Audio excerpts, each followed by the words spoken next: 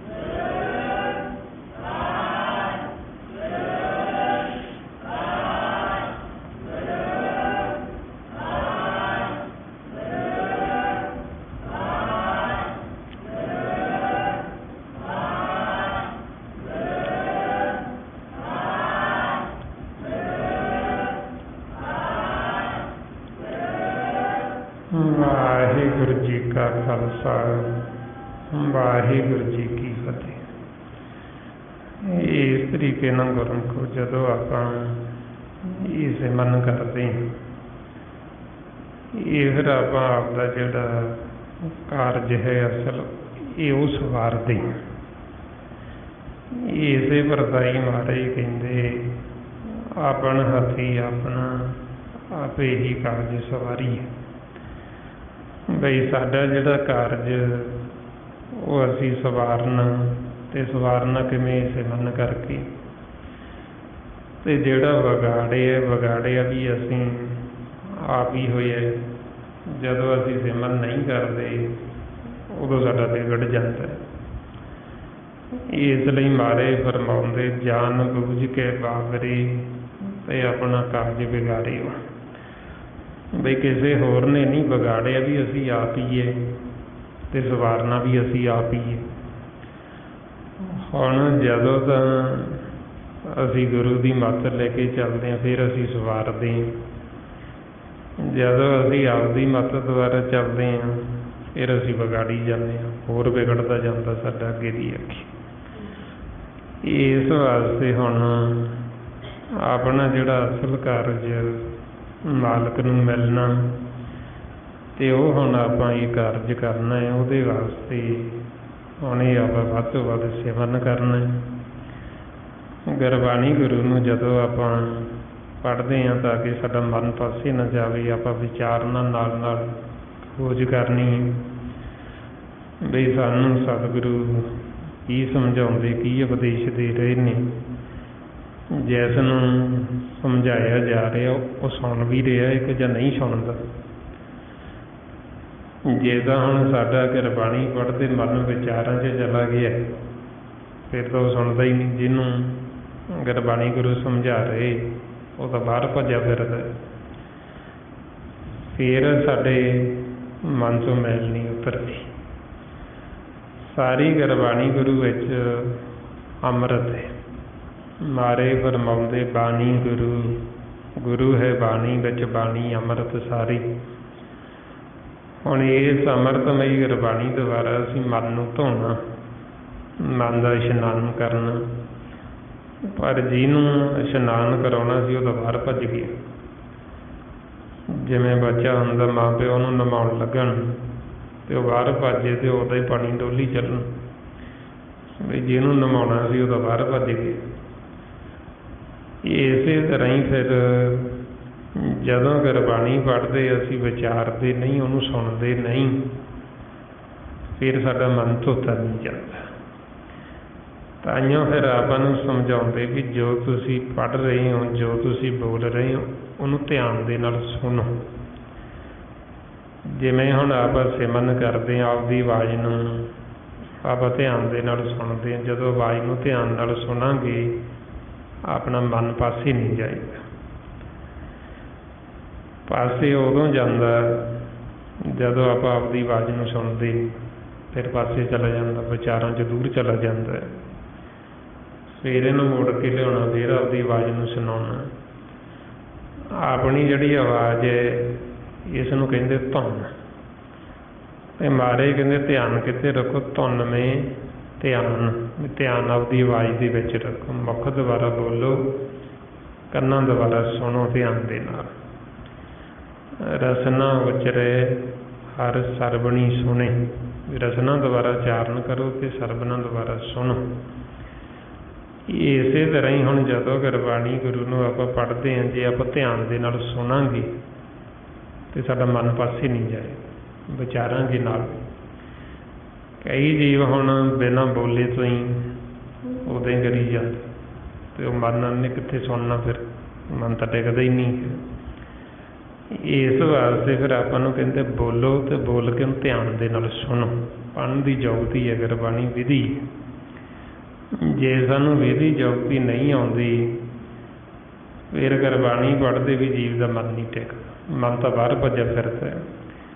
ਤਾਂਹੀਓ ਕਈ ਪਾਠ ਵੀ ਕਰੀ ਜਾਣਗੇ ਬੈਠੇ, ਅਤੇ ਧਿਆਨ ਜਿਹੜਾ ਬਾਹਰ ਹੁੰਦਾ ਵੀ ਕੌਣ ਕੀ ਕਰ ਰਿਹਾ, ਉਹ ਵਿੱਚ ਕੰਮ ਵੀ ਗਿਣਾਈ ਜਾਣਗੇ। ਉਹ ਇੱਕ ਭੈਣ ਦਾ ਫੋਨ ਆਇਆ ਅਤੇ ਉਹ ਦੱਸਣ ਕਹਿੰਦੇ ਸਾਡੇ ਮਾਤਾ ਉਹ ਪਾਠ ਕਰਦੇ ਹੁੰਦੇ ਉੱਦਾਂ, ਅਤੇ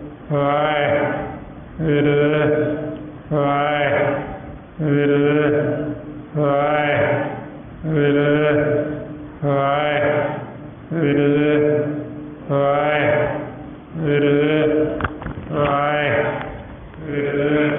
ਵਾਹਿਗੁਰੂ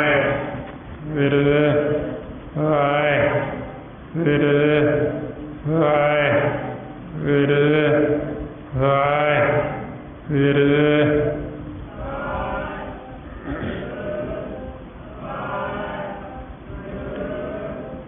ਵਾਹਿਗੁਰੂ ਜੀ ਕਾ ਖਾਲਸਾ ਵਾਹਿਗੁਰੂ ਜੀ ਕੀ ਫਤਿਹ।